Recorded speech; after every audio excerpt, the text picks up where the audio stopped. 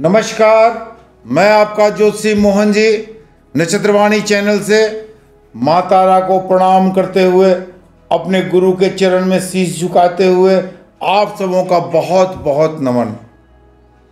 आज का विषय है जो प्रायः हम लोगों से पूछा जाता है कि भगवती को, देवी को हम किस दिन कौन सा भोग चढ़ाएं, कौन से प्रसाद के रूप में उन्हें भोग अर्पण करें। तो आज का विषय भगवती को किस दिन कौन सा भोग चढ़ाना चाहिए, इसी विषय पर मैं चर्चा कर रहा हूं।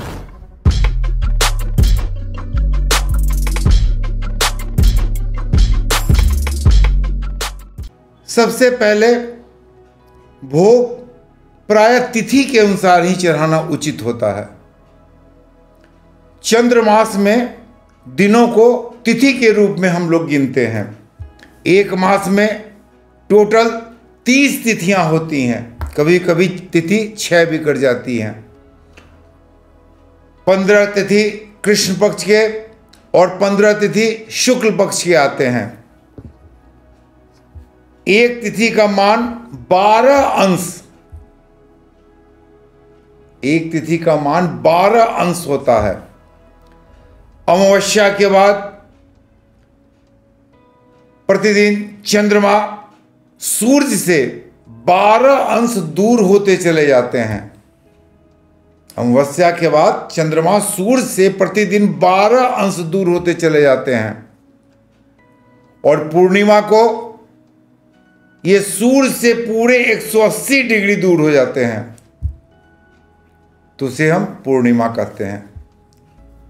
अब पहली तिथि प्रतिपदा, प्रतिपदा के दिन भगवती को शुद्ध घी तथा मिश्री का भोग लगाना चाहिए तथा घी और मिश्री पूजन के बाद ब्राह्मण को दान कर देनी चाहिए। घी और मिश्री ब्राह्मण को दान करने से हमेशा आदमी निरोगी रहेगा। यानी प्रतिपदा के दिन घी और मिश्री का भोग लगावे भगवती को और घी और मिश्री ही दान करें, ऐसे व्यक्ति सदा निरोगी रहते हैं। द्वितीया तिथि, द्वितीया तिथि को भगवती को मिश्री का अर्पण करना चाहिए। आजकल वर्तमान कलयुग में कई तरह की मिश्रियां आती हैं, जो बाजार से कटिंग मिश्री भी होता है जिसकी प्रोसेसिंग होती है, लेकिन आपको उस तरह की मिश्री का जगदम्बा को अर्पण नहीं करनी चाहिए। जो ढेला मिश्री आता है, जो ओरिजिनल मिश्री आता है, उस मिश्री का अर्पण जगदम्बा को करें, भगवती को करें और ब्राह्मण को उस दिन मिश्री ही दान करें। ऐसे व्यक्ति दीर्घजीवी होते हैं, ऐसे व्यक्ति की आयु काफी लंबी होती है। तृतीया तिथि, तृतीया तिथि को भगवती को गाय का कच्चा दूध अर्पण करना चाहिए। ध्यान रखें, गाय का कच्चा दूध। आजकल शहरों में गाय का कच्चा दूध मिलना बड़ा ही मुश्किल काम है। तो डेयरी में जो दूध मिलता है, जो गाय के नाम से मिलता है कि एक दूध गाय का है, उस दूध को भगवती को तृतीया तिथि को आप अर्पण करें तथा पूजन करने के बाद दूध का ही दान ब्राह्मणों को करें। अगर आप ये क्रियाएं करते हैं, तृतीया तिथि को भगवती को दूध का अर्पण करते हैं और ब्राह्मणों को दूध का दान करते हैं, तो हर प्रकार की मुसीबत से आपको छुटकारा मिलती है। इस एपिसोड के मैं अंत में बताऊंगा कि पूजन के बाद हवन जरूरी होता है और हवन किस स्थिति में कैसे करनी चाहिए ये भी मैं बताऊंगा। तो आप धीरज रखें, संयम रखें, पूरी वीडियो को देखें। चतुर्थी तिथि, चतुर्थी तिथि में भगवती को पुआ का अर्पण करनी चाहिए। मैदा का बना हुआ पुआ ना हो, अपने हाथ से पीसा हुआ गेहूं का पुआ बनावें और पुआ का अर्पण भगवती को चतुर्थी तिथि में करें। तथा कम से कम 108 पुआ ब्राह्मणों को दान करें, ताकि उनके पूरे परिवार उसे अच्छे तरह से खा सके। चतुर्थी तिथि में पुआ का दान करने से आपकी जिंदगी का हर विघ्न शांत हो जाता है। तो चतुर्थी तिथि में भगवती को पुआ अर्पण करें और ब्राह्मणों को पुआ ही दान करें। पंचमी तिथि में भगवती को पीला केला का भोग लगाएं या पीला केला का अर्पण करें। बाजार में बहुत तरह के केले आते हैं, सिंगापुरी केला, क्या केला, तो उसे आप छोड़ दें। पीला केला जो चिनिया केला है, बिहार यूपी में भाषा में कहलाता है, पीला केला का अर्पण करें पंचमी तिथि को, और पीला केला ही ब्राह्मण को दान करें। ऐसे करने से आपकी बुद्धि का काफी विकास होता है, बुद्धि काफी तीव्र होती हैं, और जिन दाम्पत्य जीवन वालों को संतान का अभाव है, जिस दंपति को संतान का अभाव है या दाम्पत्य जीवन में अनेक कठिनाइयां सामने आ रही हैं, तो ऐसे में 51 दिन तक लगातार पंचमी से शुरू करते हुए 51 दिन 51 डेज तक पीला केला का अर्पण भगवती को करना चाहिए। और पीला केला ही ब्राह्मणों को दान करने से संतान की प्राप्ति पूर्णतया संभव है। षष्ठी तिथि में आप भगवती को मध, जिसे मधु भी कहते हैं, शुद्ध मध अर्पण करें। शुद्ध मध उनके भोग में लगाएं और भगवती का आराधना करें, तथा मध का ही दान ब्राह्मणों को करें। ऐसा करने से मनुष्य दिव्य कांति वाला होता है। मनुष्य के चेहरे पर अजीब सी चमक आ जाती है, चारों तरफ उनकी पूछ होती है, उनके घर परिवार में भी जो कलह रहता है वो भी शांत हो जाता है। तो षष्ठी तिथि को मध का अर्पण करें या मध से पूजा करें या मध का भोग लगाएं, तथा मध का ही दान ब्राह्मणों को करें। इससे आपके चेहरे काफी चमक उठेंगे, आपके परिवार के हर सदस्य के चेहरे चमक उठेंगे। परिवार का जितना निगेटिव एनर्जी है, झंझट लड़ाई परिवार में होता आ रहा है, ये सारा चीज खत्म हो जाएगा। सप्तमी तिथि में गुड़ से बना हुआ नैवेद्य या गुड़, अगर गुड़ से बना हुआ नैवेद्य आप अर्पण करते हैं, भोग लगाते हैं, और गुड़ से बना हुआ नैवेद्य को ब्राह्मणों के बीच में दान करते हैं, ऐसे में बड़ा ही पुण्य होता है। मनुष्य के हर शोक का निवारण हो जाता है। अगर कोई मनुष्य मानसिक तनाव से ग्रसित है या पूरे दिन शोक से ग्रसित रहता है, तो सप्तमी तिथि में गुड़ का बना हुआ नैवेद्य भगवती को अगर आप अर्पण करते हैं और ब्राह्मणों को दान करते हैं, तो आपके जिंदगी से हर प्रकार का शोक खत्म हो जाएगा, हर प्रकार का मानसिक तनाव आपका खत्म हो जाएगा। अष्टमी तिथि नारियल फल जो आता है नारियल का, तो नारियल से बना हुआ नैवेद्य को भगवती को अर्पण करें, देवी को अर्पण करें, जगदम्बा को अर्पण करें, तथा ब्राह्मणों के बीच वही नैवेद्य को आप दान स्वरूप में दें।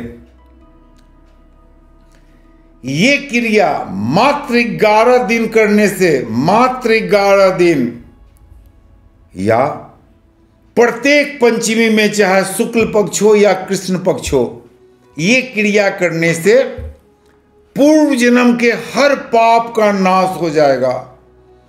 अगर पूर्व जन्म के पाप का भोग आप इस जन्म में कर रहे हैं तो अष्टमी तिथि को नारियल से बना हुआ नैवेद्य आप देवी को अर्पण करें, भगवती को अर्पण करें, जगदम्बा को अर्पण करें। पूर्ण रूप से पूजा पाठ करके नारियल से बना ही नैवेद्य ब्राह्मणों को अगर दान करते हैं तो पूर्व जन्म का एक एक पाप का नाश हो जाएगा।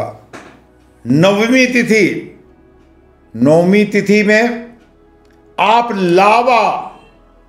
लावा प्रभु के, भगवती के, देवी के चरणों में आप अर्पण करें और इसी का भोग लगाएं। पूजन के बाद इस लावा को ब्राह्मणों को दान करें। ऐसे करने से अगर लावा नौवीं तिथि को आप अर्पण करते हैं, भगवती पे भोग लगाते हैं और लावा ही ब्राह्मणों को दान करते हैं तो इस लोक क्या परलोक में भी आपके पितृ खुश रहेंगे और दोनों लोक में आप सुखी रहेंगे। तो ये बड़ा ही इंपॉर्टेंट क्रियाएं हैं। इस लोक क्या उस लोक में भी आपको सुख मिलेगा। अगर नवमी तिथि को आप देवी को, भगवती को, जगदम्बा को आप लावा अर्पित करते हैं, लावा का भोग लगाते हैं तो ये लावा का दान करते हैं तो इस लोक क्या उस लोक में भी आप हमेशा सुखी रहेंगे। दसवीं तिथि में काले तिल से बना हुआ नैवेद्य भगवती को चढ़ाएं। काले तिल का बना हुआ नैवेद्य भगवती को चढ़ाएं और काले तिल से बना हुआ नैवेद्य को ब्राह्मणों को दान करें। ऐसा करने से आपको यमलोक का भय खत्म हो जाएगा। यम का भय आपका खत्म हो जाएगा। यम से जो भय लगता है वो पूर्ण रूप से समाप्त हो जाएगा अगर दसवीं तिथि को आप भगवती को काले तिल से बना हुआ नैवेद्य चढ़ाते हैं, अर्पण करते हैं, पूजा करते हैं और दान करते हैं। तो एकादशी तिथि में अगर भगवती को दही का अर्पण करते हैं, दही का भोग लगाते हैं तो ये एक सर्वश्रेष्ठ क्रियाएं हैं। और ऐसे व्यक्ति दही का भोग लगाकर पूजन पाठ हवन करने के बाद दही का ही दान करता है तो ऐसे व्यक्ति देवी को परम प्रिय होते हैं। देवी उनके आने वाले हर खतरे को दूर कर देती हैं। तो दसवीं तिथि को याद रखें, दही भगवती के चरणों में अर्पण करें तथा दही ही उनके भोग लगाएं और दही का दान करें। आप देवी के परम प्रिय हो जाएंगे। द्वादशी तिथि में भगवती को चूड़ा का भोग लगावें, चूड़ा ही अर्पण करें। धान से बना हुआ जो चूड़ा होता है उसे तो चूड़ा का भोग लगा के द्वादशी तिथि में चूड़ा को ही दान स्वरूप देना है ब्राह्मणों को। इससे आपको अपार सुख मिलेगा। आपके घर में अन्नपूर्णा का वास होगा। आपके घर से कोई भी व्यक्ति बिना अन्न ग्रहण किए हुए नहीं जा सकता है, चाहे वो आपके मित्र हो चाहे आपके शत्रु हो। तो द्वादशी तिथि में चूड़ा का अर्पण करें, चूड़ा से भोग लगाएं, चूड़ा ब्राह्मणों में दान करें। ये अत्यंत ही सरल और काफी महत्वपूर्ण क्रियाएं हैं। त्रयोदशी तिथि में आप चना का भगवान को अर्पण करें, भगवती को अर्पण करें, जगदम्बा को अर्पण करें चना, और चना ही दान स्वरूप ब्राह्मणों को दें। अगर त्रयोदशी तिथि में चना का दान करते हैं, भगवती को चना का भोग लगाते हैं तो इसका सीधा क्रिया है आपको संतान पर पड़ेगी और संतान आपके काफी सुखी होंगे। जिनके संतान बिगड़ गए हैं, चाहे जिनके संतान इधर से उधर करते हैं, चाहे जिनके संतान को परीक्षा में उत्तीर्ण नहीं हो पा रहे हैं, वो त्रयोदशी तिथि को चना चढ़ावें भगवती को और चना का दान करें। ऐसा करने से उनके संतान की स्थिति बहुत ही अच्छी हो जाएगी। चतुर्दशी तिथि में भोले भगवान तथा माँ पार्वती, भगवती हैं, गौरी वही हैं, माँ पार्वती वही हैं, दुर्गा वही हैं, लक्ष्मी वही हैं, सरस्वती वही हैं। माँ पार्वती को सत्तू का भोग लगाएं, सत्तू, तथा सत्तू ही उन्हें अर्पण करें और पूजन के बाद ब्राह्मणों में सत्तू का दान करें। ऐसा करने से मां पार्वती भी बहुत प्रसन्न होती हैं तथा जहां मां पार्वती प्रसन्न हो गई तो वहां शिव भी प्रसन्न हो गए। आपके आने वाले हर संकट का पहले से आपको अंदेशा हो जाएगा और आने वाले हर संकट से आप बच पाएंगे। अब पूर्णिमा तिथि बची। पूर्णिमा तिथि में खीर भगवान को अर्पण करें, भगवती को खीर का अर्पण करें, भगवती को खीर का भोग चढ़ाएं और कम से कम 1.25 किलो खीर ब्राह्मणों में बांटें, दान करें तथा कुछ खीर गरीबों में भी दान करें। ऐसा करने से मानसिकता का विकास होगा, बुद्धि का विकास होगा।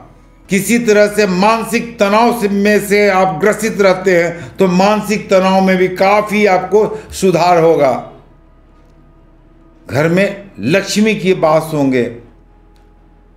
अब तो ये हो गए आपको क्या कहते हैं पूर्णिमा। अगर अमावस्या पड़ता है इस तिथि में, शुक्ल पक्ष और कृष्ण पक्ष दोनों में आपको यही करना है। अगर पूर्णिमा की जगह अमावस्या हो जाता है, ऐसे में आप भगवती को जिलेबी का भोग लगाएं। जिलेबी का भोग आपके जीवन के हर उलझन को, अमावस्या के तिथि में आप जिलेबी का भोग लगाते हैं तो आपके जीवन के हर उलझन को